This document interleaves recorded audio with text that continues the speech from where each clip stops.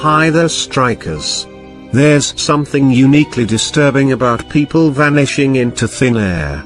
Read about these incredibly strange, unsolved cases. Although these disappearances span centuries, locations, age ranges, and circumstances, there's one common thread shared between them: a lack of closure.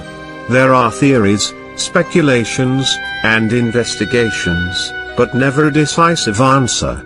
On our incoming episode, I'm going to feature some of the cases of mysterious disappearances, of some missing that just disappear without any trace. The disappearance of Lisa Marie Young on the evening of June 29, 2002. Lisa Marie Young's parents said goodbye to their 21-year-old daughter as she headed out for a night of clubbing with friends in Nanaimo, BC. It was the Canada Day long weekend, so the downtown core was lively and full of revelers. Lisa met up with a group of friends at the Jungle nightclub, later called Club 241. At around 2:30 a.m. on June 30th, Lisa and her friends left the bar with a man they had just met, 27-year-old Christopher Adair. Adair offered to give them all a ride to a house party in his red Jaguar. After spending some time there, the group then left again with Adair and headed to another party. At the second house party, which was located in the Cathars Lake area of Nanaimo, Lisa mentioned that she needed to go get some food. Lisa, a vegetarian, could not find any options at the party that suited her dietary needs. Adair offered to drive Lisa to a local sandwich shop to grab what she needed. Lisa accepted Adair's offer and they left the party alone in his vehicle around 3 a.m. Lisa texted one of her friends who she had been partying with that night, Dallas Hulley, at around 4:30 a.m. In the message, Lisa explained that Adair did not drive her to pick up food like he had promised. Instead, he had taken her to another house party. Lisa was becoming concerned for her safety and did not feel as though she was allowed to leave. Lisa has never been seen again. Nanaimo Crime Stoppers posted a video of a recreation of Lisa's disappearance in an attempt to generate some leads. When Lisa disappeared, she was 5'4", 163 centimeters, and 115 pounds, 52 kilograms. She had long dark brown hair, brown eyes, and a tattoo on her right arm of a band of flowers with a heart in the middle. There is only one real theory worth discussing in this case: Lisa met with foul play. The authorities told the media that Lisa's case is considered an unsolved missing case, believed to be a homicide. I think that there is little doubt that Lisa was murdered shortly after she vanished. Unlike what happens in most missing person cases, no one has even suggested that Lisa may have run off to start a new life. Lisa's life seemed to be coming together, and there was no reason for her to willingly leave town. Not only was Lisa close to her family, but also she was preparing to move into a new apartment the day after she disappeared and was beginning a new job at a call center on July 2nd.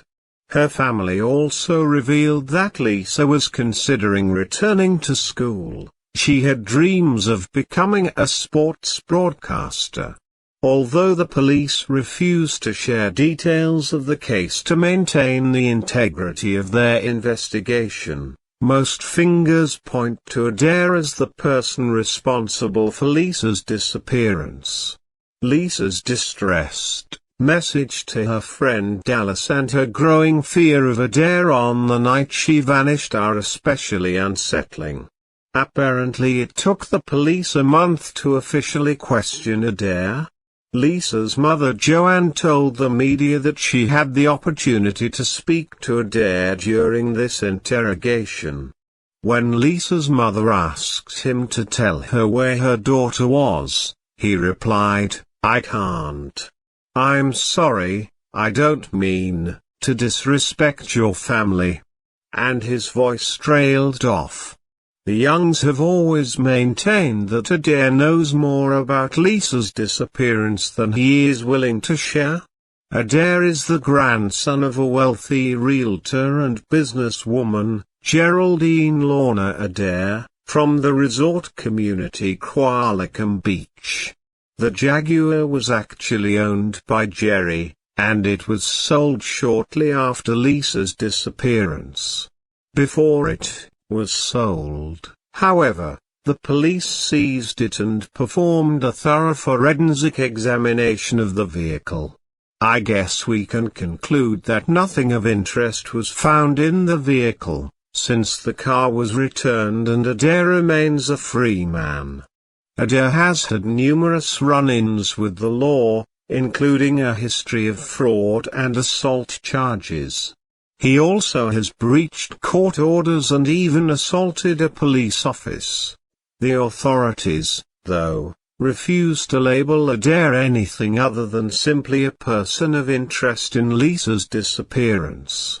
The rumors around town have not been so judicious. Apparently the talk on the street is that Adair took Lisa to a house that was associated with known gang members and drug dealers.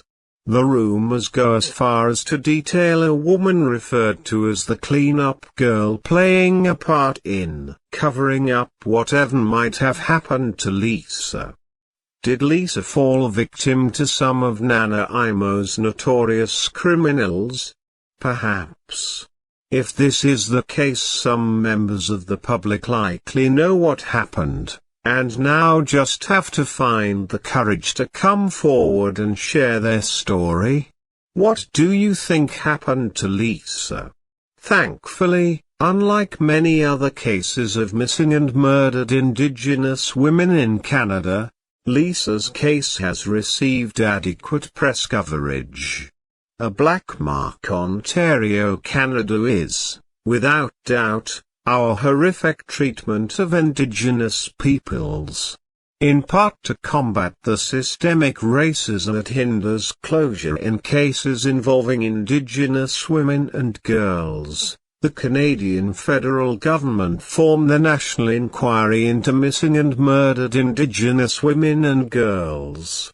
CBC News, Canada's largest news outlet, has also focused on missing and murdered Indigenous women and girls by starting an excellent and informative website that investigates their cases, Missing and Murdered: The Unsolved Cases of Indigenous Women and Girls. The site has a page dedicated to Lisa's disappearance that can be found here. The podcast Island Crime also does a deep dive into Lisa's case during the first season of their show. If you want more details on this case and to learn how you can help find justice for Lisa, that podcast is a great place to look to next.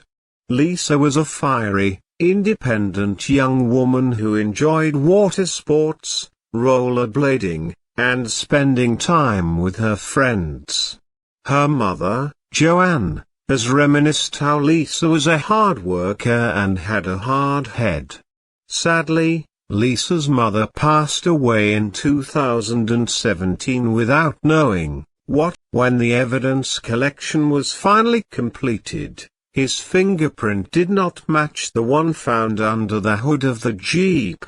Although it has never been reported if the DNA evidence was a match, it is probably safe to say it was not, as no arrest has ever been made.